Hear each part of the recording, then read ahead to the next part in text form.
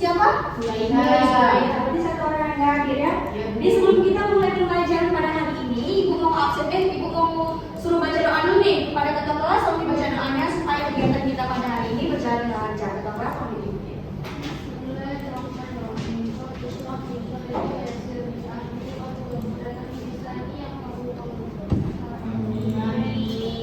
Jadi ibu absen ya, untuk memastikan lagi siapa yang tidak hadir, ibu absen satu-satu. Yang pertama ada Maulidiyah Zahnuri, hadir Bu.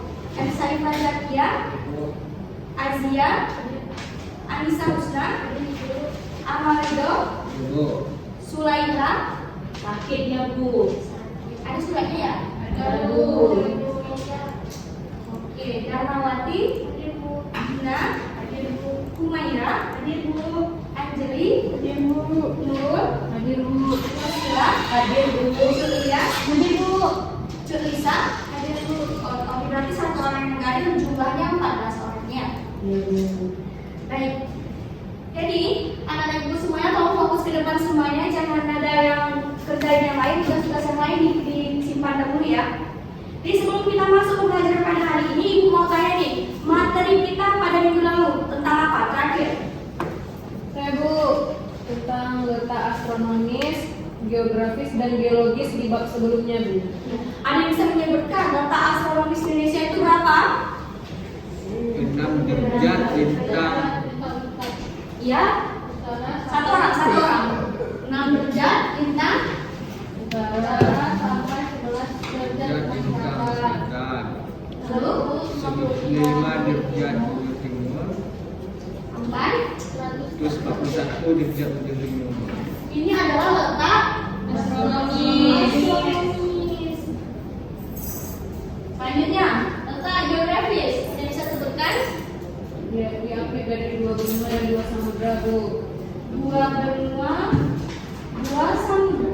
Ini letak Geografis. Jelas saja ya. Selanjutnya ada letak Geologis. Ah, 3 lempeng. 3 lempeng.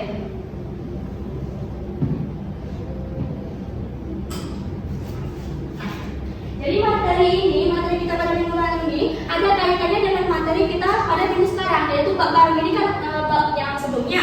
Di bab sekarang itu ada kaitannya dengan materi kita pada hari ini, yaitu tentang, ada yang tahu?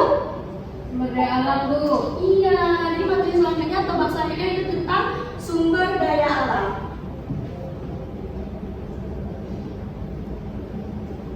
Nah, bisa dilihat di dalam PowerPoint-nya di sini ada yang tampilkan peta persebaran sumber daya alam di Indonesia. Yang pertama ini ada yang ibu sebutkan persebaran hasil tambang. Bisa dilihat di bagian Pulau Sumatera, kelihatan? Di bagian apa ya? Kurang Bu. Di bagian Pulau Sumatera ini ada beberapa tambang. Yang pertama di sini ada minyak bumi nih. Ada minyak bumi, terus ada batu bara. Kelihatan nggak? Di sini nih bagian Lampung, di sini ada batu bara. Terus di bagian atas tuh kita Aceh, ada di PT Aron ada minyak bumi.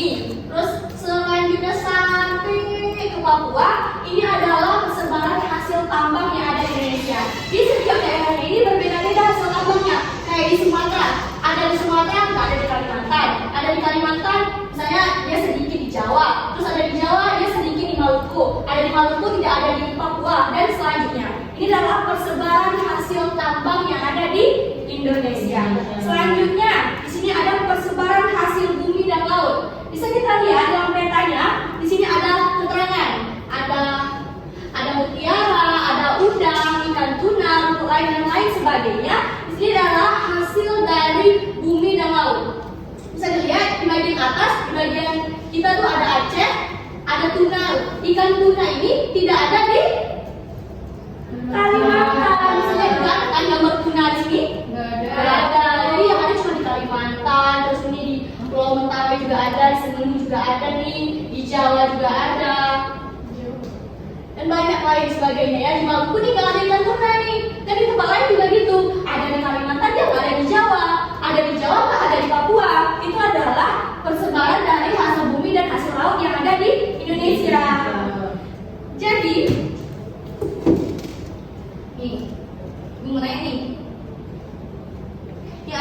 lahan yang subur, ada kawasan tambang, ada pesisir. Pertanyaannya, mengapa setiap daerah memiliki sumber daya alam yang berbeda-beda? Ada yang bisa jawab?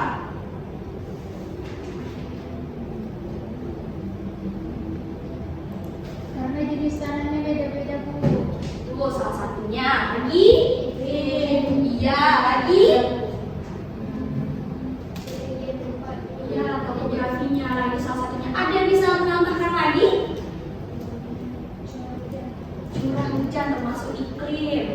Nah, jadi jawabannya nih bisa dibaca. Jawabannya itu adalah kenapa setiap daerah yang sudah digunakan peta persebaran tadi memiliki sumber daya alam yang berbeda-beda.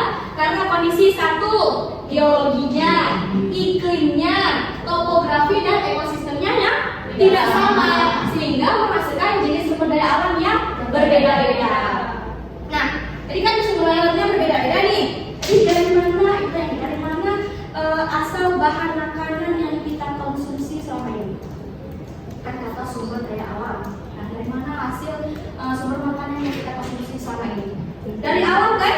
Iya, dari alam. Contohnya kayak tumbuhan kita makan, dan juga tumbuhan kayak kayu yang kita gunakan untuk membangun rumah, membuat perahu dan lain-lain. Hewan kita gunakan untuk kita makan juga kayak ayam, sapi, kerbau dan lain-lain. Ayam juga bisa kan? Hewan juga bisa kita gunakan untuk membajak sawah kayak kerbau dan lain-lainnya. Itu adalah asal dari bahan yang kita makan selama ini. Selanjutnya, kita kan sudah banyak nih menyinggung tentang sumber daya alam yang bukan tadi sumber daya alam. Apa sih pengertian dari sumber daya alam itu sendiri? Sesuatu yang berasal dari alam. Ya, ada yang bisa menambahkan yang lebih lengkap? Sesuatu yang berasal dari alam yang bisa dimanfaatkan oleh manusia. Ya, tinggal kalian baca aja BPK yang sudah ditayangkan. Jadi, oh mana Pak kecil? Iya. Jadi baca saja ya, tolong fokus semua. Sumber daya alam itu adalah segala sesuatu yang berasal dari alam, baik dia komponen biotik, dia hidup, dan komponen abiotik, makhluk hidup yang seluruhnya dimanfaatkan oleh manusia untuk menunjang kehidupannya sehari-hari. Bisa juga untuk meningkatkan kesejahteraan suatu negara atau suatu wilayah. Nah, ini pengertian dari sumber daya alam. Nah, ini sumber daya alam ini bukan hanya sumber daya alam tuh cuma tambang aja bukan. Jadi sumber daya alam ini dia ada yang tidak hidup dan ada yang hidup. Kalau yang tambang tadi yang digunakan peta persebaran itu termasuk ke komponen biotik yang tidak hidup. Nah, selanjutnya kita langsung masuk ke semuanya udah paham ya pengertian dari sumber daya alam? Udah. Jadi selanjutnya kita masuk ke pengklasifikasian atau pengelompokan sumber daya alam itu sendiri. Jadi sumber daya alam itu dapat diklasifikasikan ke dalam beberapa kategori. Yang pertama ada berdasarkan sifat, ada berdasarkan jenis, dan ada berdasarkan potensi pemanfaatannya. Pertama kita masuk dulu ke sumber daya alam berdasarkan jenisnya. Nah, sebelumnya udah familiar belum dengan sumber daya alam yang sudah kelihatan di PowerPoint ini? Bisa dibaca? Nah, aku bacanya.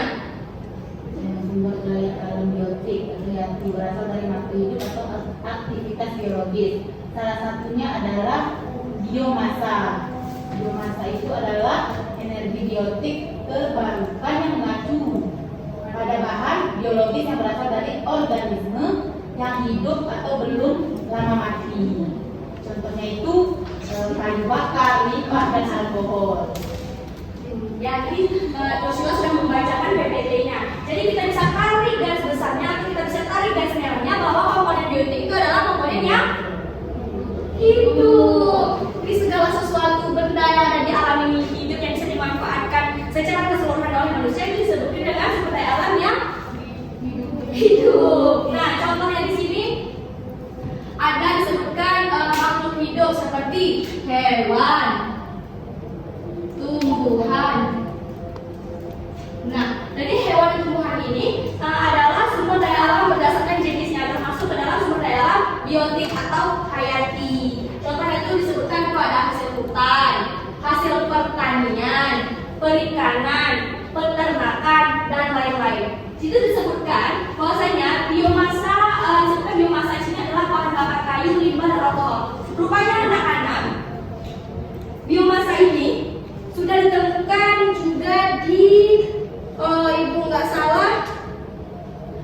di Gorontalo itu adalah pembangkit listrik biomasa PLTBM Hulu Balang yang memanfaatkan bonggol jagung sebagai pembangkit listriknya. Jadi rupanya sumber daya alam biotik yang hidup ini bisa dimanfaatkan untuk pembangkit listrik. Contohnya tadi ada di Hulu Balang di Gorontalo, dia memanfaatkan bonggol jagung untuk pembangkit listrik. Jadi bonggol jagung itu tidak terbuang sia-sia, tapi bisa dimanfaatkan sehingga menghasilkan listrik. Nah, ini contohnya nih, ini. Kita lihat gambarnya nih. Sini ada hutan bambu yang bisa dimanfaatkan untuk membuat rumah. Terus ini ada lebah nih yang maduna itu bisa kita minum untuk obat. Terus ada apa lagi nih? Ada karet yang untuk pembuatan ban dan lain-lain ya, hasil peternakan, ada hasil perikanan dan banyak-banyak. Pokoknya dia contohnya, kata kuncinya tuh dia hidup. Nah, selanjutnya itu ada sumber daya alam berdasarkan jenisnya juga. Ada sumber daya alam abiotik, dia tidak hidup, kebalikan dari sumber daya alam biotik. Nah, jadi sumber daya alam ini berbentuk benda mati yang ada di lingkungan kita, disebut dengan sumber daya alam abiotik. Jadi sumber daya alam ini dibagi menjadi dua. Ada sumber daya alam yang dapat diperbaharui dan sumber daya alam yang tidak dapat diperbaharui. Jadi di sini disebutkan kalau misalnya dia yang dapat diperbaharui itu contohnya ada air, udara, sinar matahari dan lain-lain. Disebutkan di sini sumber energi air ini dapat dimanfaatkan energi kinetik dan energi potensialnya untuk pembangkit listrik tenaga air. Di sini Bu nampakkan gambarnya ada nih PLTA Sipara di Sumatera Barat. Bisa dilihat tuh, itu sungainya itu harusnya nggak terlalu deras. Jadi kalau misalnya dia kan dimanfaatkan energi dan energi kinetik dan energi potensialnya. Jadi itu kayak derasnya arus sungai itu bisa dimanfaatkan untuk pembangkit listrik. Itu di Sungai Sitara dia nggak terlalu deras. Jadi yang penerangannya lampu yang dihasilkan atau energi listrik yang dihasilkan itu tidak sebesar yang deras arusnya. Seperti di PLTA Gajah Mungkur tuh kelihatan tuh arusnya besar tuh. Kelihatan nggak? Nah, itu bisa dimanfaatkan untuk pembangkit listrik, bisa di rumah-rumah warga atau penerbangan sawah-sawah yang ada di Jawa Tengah untuk pembangkit listriknya, untuk menghidupkan lampu-lampu rumah warga. Nah, selanjutnya ada klasifikasi sumber daya alam berdasarkan sifatnya. Tadi berdasarkan jenisnya ada dua, yang berdasarkan sifatnya juga terbagi menjadi dua. Yang pertama sumber daya alam yang dapat diperbaharui.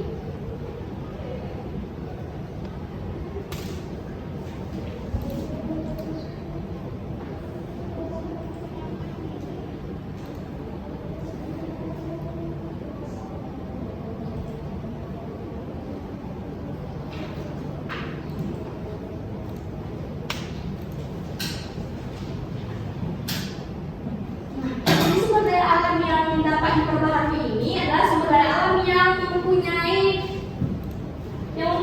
kemampuan untuk pemulihan kembali atau regenerasi diri kembali. Jadi sumber daya alam ini dapat dibagi menjadi sumber daya alam biotik yang sebelumnya Ibu jelaskan dan sumber daya alam abiotik. Kalau biotik itu dia seperti hewan, tumbuhannya kalau mau hidup, kalau misalnya abiotik dia tidak hidup. Jadi dalam keadaan normal sumber daya alam ini tidak pernah habis, tetapi dia bisa terganggu. Kayak misalnya nih air.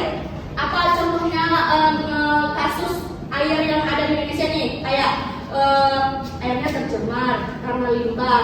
Pabrik itu buang limbahnya ke sungai, jadi airnya tercemar. Terus apa polusi udara? Dia tidak pernah habis, tetapi dia bisa terganggu karena ulah manusia atau ulah alam sendiri. Kayak contohnya tanah longsor itu gara-gara tumbuhannya nggak banyak lagi, jadi akar tumbuhan itu nggak bisa ditahan tanah. Nah, itu contoh dari sumber daya alam berdasarkan sifatnya. Nah, contohnya nih ada air, ada angin, ada tanah, ada hewan, ada tumbuhan, dan lain-lain.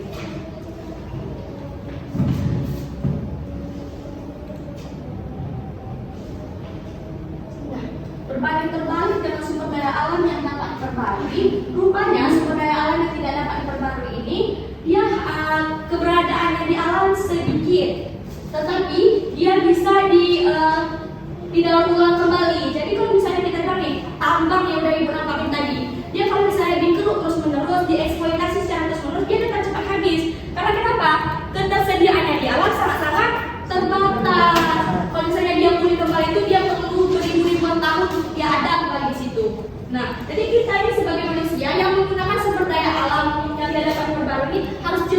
harus cermat dalam menggunakannya. Harus cermat dalam menggunakannya. Jadi kita tuh nggak boleh membuang-buang kayak misalnya nih kita mau pergi ke warung pakai motor, karena warungnya dekat, cuma berada 50 meter dari rumah, di depan rumah, pakai motor. Ngapain? Kita bisa jalan kaki kan? Kita bisa menghemat minyak kendaraan. Kalau tentunya itu menghemat minyak bumi kita juga. Jadi keberadaannya tuh sangat-sangat terbatas di alam, tetapi selalu diambil secara terus-menerus. Yang bisa, yang kalau saya dia pulih itu dia memerlukan waktu yang sangat lama. Ini adalah contoh dari sumber daya alam yang tidak dapat diperbarui. Contohnya itu ada emas, terus ada batu bara, ada gas alam tuh, terus tuh yang dipegang tuh, gambar yang dipegang tuh adalah minyak bumi, minyak mentah. Nah, di sini disebutkan sumber daya alam yang tidak dapat diperbarui ini dapat didaur ulang. Nah, contohnya tuh logam, ada seng, aluminium, timbang. Yang saya tahu nih, yang kalian tahu nih, di Medan tuh kalau misalnya ada aja besi yang nggak ada punya tuh digergaji kan, dikiloin kan. Nah, itu bisa didaur ulang kembali, nggak cuma besi berkarat gitu aja, itu bisa digunakan kembali. Nah, selanjutnya ini ada mineral logam seperti berlian dan bahan berasal dari bahan-bahan fosil seperti plastik. Plastik yang kita tahu nih, kalau misalnya orang buang plastik itu pasti ada orang pengepul plastik kan, yang dia kumpul-kumpulin plastik, yang mana plastik tersebut bakal didaur ulang kembali. Nah, itu adalah sumber daya alam yang tidak dapat diperbarui. Yang terakhir ada sumber daya alam berdasarkan potensinya. Yang pertama itu ada sumber daya alam materi, yaitu sumber daya alam yang dapat dimanfaatkan bentuk fisiknya seperti kayu, terus ada emas, besi, dan batu disebut dengan sumber daya alam materi. Jadi sumber daya alam ini adalah sumber daya alam yang dimanfaatkan berdasarkan potensi pemanfaatannya saja. Tapi kan kalau ibu sebelum tadi kayak kayu kan udah masuk ke sumber daya alam biotik, terus kayak besi ini udah masuk ke sumber daya alam yang tidak dapat diperbarui. Ini berdasarkan potensi pemanfaatannya yang dimanfaatkan untuk apa gitu. Disebutkan sumber daya besi yang tersebar di setiap provinsi di Indonesia mencapai 1 miliar ton. Rupanya anak-anak, biji besi ini adalah yang terbesar juga yang ada di Indonesia selain batu bara. Kalau kita tahu nih pembangkit listrik kita yang di Indonesia ini adalah pembangkit listrik berdasarkan batu bara. Nah, jadi kurang lebih 0,49% dari total sumber daya yang ada di dunia itu ada di Indonesia biji besinya. Halaman tadi.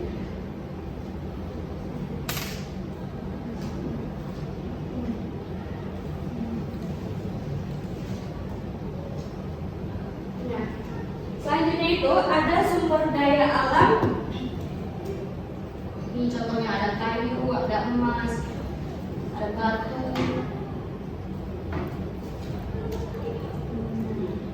Selanjutnya itu ada sumber daya alam energi, yaitu sumber daya alam yang dimanfaatkan energinya seperti energi pasang surut air laut, sinar matahari, gas bumi, dan minyak bumi. Jadi salah satu pemanfaatannya yang kita tahu ini adalah energi matahari yang bisa dibuat untuk panel surya. Jadi panel surya itu dia menangkap sinar matahari pada siang hari dan bakal dialiri pada malam hari itu melalui listrik. Atau dia tuh nanti ada kayak kabel di belakang panel surya itu, terus dialiri pada satu tangki besar, baru dialiri kepada masyarakat yang ada di situ biar hidup lampunya gitu. Jadi ini adalah salah satu sumber daya alam energi.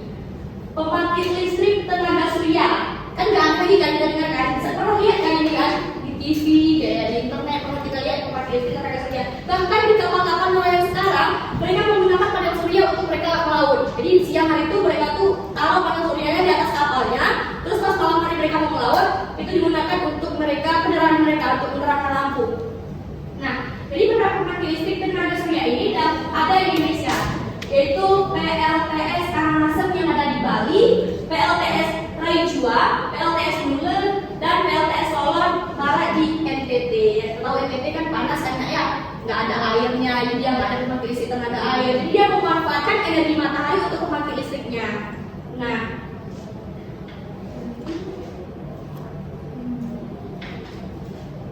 selanjutnya yang terakhir ada sumber daya alam. Sumber daya alam ruang. Jadi sumber daya alam ruang ini adalah sumber daya alam yang berbentuk ruang. seperti lahan, tanah rumah kita itu disebut dengan sumber daya alam ruang. Di sumber daya alam ini digunakan untuk tempat kita tinggal. Kayak lahan rumah kita tuh kayak setelah rumah kita tuh ada lahan tuh, itu disebut dengan sumber daya alam ruang. Untuk manusia beraktivitas, contohnya itu seperti lahan tanah, lahan pertanian, dan lain-lain.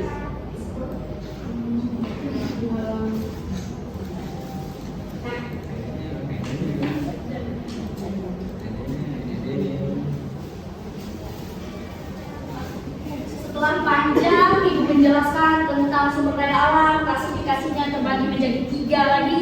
Ada yang tahu atau ada yang bisa menyimpulkan nih hasil pembelajaran kita pada hari ini? Sebelum nanti Ibu berikan tugas kelompok.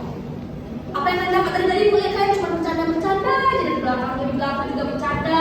Dia kayak ada yang dikerjain sendiri tuh. Ibu rasa kalian tuh kurang fokus. Makanya bertanya nih. Bertanya ya, amal jawab. Kalau nih, di bagian sumber daya alam berdasarkan sifatnya tuh terbagi menjadi berapa amal? Sifatnya bagi tinggi 2, Bu. Ya. Ada yang bisa diperbarui dan yang tidak bisa diperbarui. Kalau sumber daya alam berdasarkan potensi, yang baru saja dijelaskan tadi, Potensi ada 3, Bu. Ada materi, energi, dan ruang. nah, balik lagi perhatikan ya amal, jangan bercanda dulu ya di belakang amal. Ya, Bu. Ibu catat namanya kurang nilai. Ini nggak ada pertanyaan nih tentang materi kita pada hari ini yang sudah dijelaskan dan buku ibu nih. Nggak ada nih? Nggak ada Bu. Nah, kalau kalian nggak ada bertanya, ibu bakal kasih beban tugas nih. Siap kan? Ibu membagi kalian menjadi 4 kelompok. Dengarkan ya. Ibu bagian dulu ada kalian. Ini 1 nih. Saifa, Anissa sama Amal 2. Terus ini 3. Tuh 4 ya. Dilihat dulu nanti Bapak Ibu jelasin gimana kita isinya. Baik Bu. Nah. Ini tugas kelompok.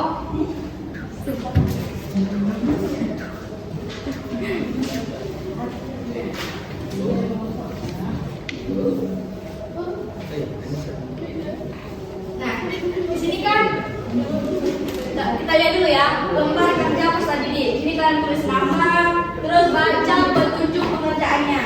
Nah, di sini kalian harus identifikasi persebaran sumber daya alam. Jadi kayak gini cara mainnya. Kelompok 1 hanya menjelaskan 1 gambar saja. Kelompok 2 menjelaskan gambar kedua. Kelompok 3 menjelaskan gambar ketiga. Dan kelompok 4 menjelaskan gambar keempat. Nah, jadi nanti kalian boleh tulis, kalian presentasikan di bangku kalian masing-masing. Oke? Ibu berikan waktu 5 menit dari sekarang.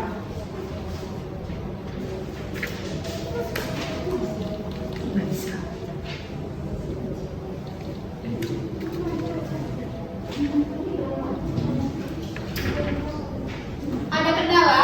Kenapa mesti bisik di belakang? Nah Bu, lagi diskusi. Oke. 1 gambar per kelompok.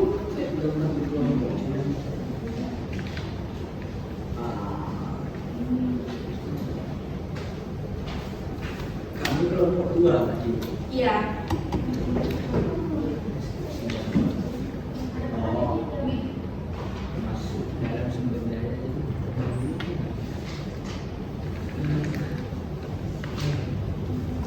Kelompok ya, diskusi ya. Kalau ada kendala nanti kapan Ibu?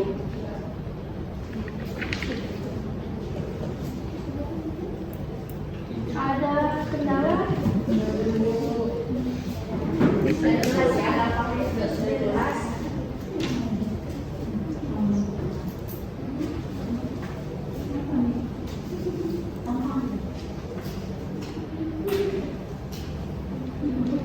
Sudah? Ada jelas ya? Sudah Bu. Pada kelompok 4 dipersilakan duluan untuk presentasi. Di bangku aja Bu. Iya. Baik, langsung saja kami dari kelompok 4 itu mendapatkan yang gambar nomor 4. Nah, dari diskusi kelompok kami dapat menyimpulkan bahwa yang gambar nomor 4 itu termasuk sumber daya alam hayati atau sumber daya alam biotik yang merupakan perikanan ataupun budidaya tambak ikan laut seperti teman-teman lihat semuanya. Nah, deskripsi gambar itu memperlihatkan bahwa tambak ikan laut yang terletak terletak di kawasan pesisir dengan air laut sebagai sumber utamanya. Nah, tambak tersebut dapat digunakan untuk membudidayakan berbagai jenis ikan seperti bandeng, kerapu, hingga udang yang memiliki nilai ekonomi yang tinggi. Sumber daya perikanan merupakan salah satu kekuatan besar Indonesia sebagai negara kepulauan, sehingga tambak menjadi salah satu bentuk pemanfaatan yang berkelanjutan. Nah, persebaran tambak ikan laut terdapat di wilayah pesisir pantai utara Jawa seperti Cirebon, Indramayu, dan Brebes, Aceh, Lampung, Sulawesi Selatan, dan Nusa Tenggara Barat. Nah, budidaya tambak ini memiliki kontribusi penting dalam penyediaan pangan, peningkatan pendapatan masyarakat pesisir, serta pengembangan ekonomi biru atau blue economy di Indonesia. Terima kasih teman-teman. Itu penjelasan dari atau jawaban dari kelompok 4, gambar yang ada ikan-ikannya. Nah, kelompok 3, singkat saja, intinya saja ya, jangan terlalu panjang. Jadi gambar nomor 3 itu SD alam mineral masih gambar ini menunjukkan kegiatan tambang emas pakai alat berat masih itu masih berdaya alam yang ada di sekolah ini gambar kita dengan sebagai kuat perhiasan asal dari Indonesia sama emas ada di Papua, Sumatera Barat, Sulawesi Barat sampai di Bangka Tengah. Proses tambang itu rumit dan harus hati-hati supaya nggak merusak lingkungan, misalnya air jadi tercemar atau terhambat. Dengar ya semua ya. Kelompok 2, singkat saja, nggak usah panjang-panjang. Yang kedua ini nomor 2 itu memperhatikan sumber perkebunan di Parabet juga apa sawit. Gambar itu memperhatikan petani sawit di area perkebunan. Nah, aktivitas petani sawit seperti pada gambar itu menunjukkan hubungan antara perubahan lahan, sumber mata pencaharian masyarakat, serta kontribusinya terhadap industri nasional yang berkembang besar. Kelompok terakhir, kelompok 1.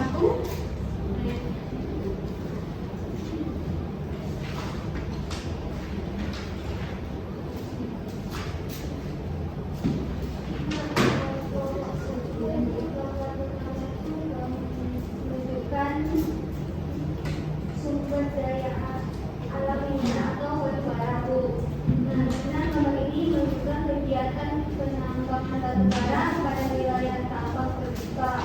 Terlihat ada alat berat seperti ekskavator dan ada jangkar dan lain-lainnya yang digunakan untuk mengenali lapisan tanah serta mengangkut batu bara. Batu bara itu termasuk sumber daya alam tidak terbarukan karena terbentuk melalui proses pembangunan selama jutaan tahun. Di Indonesia, batu bara menjadi salah satu komoditas energi utama yang banyak dimanfaatkan untuk memproduksi listrik dan industri.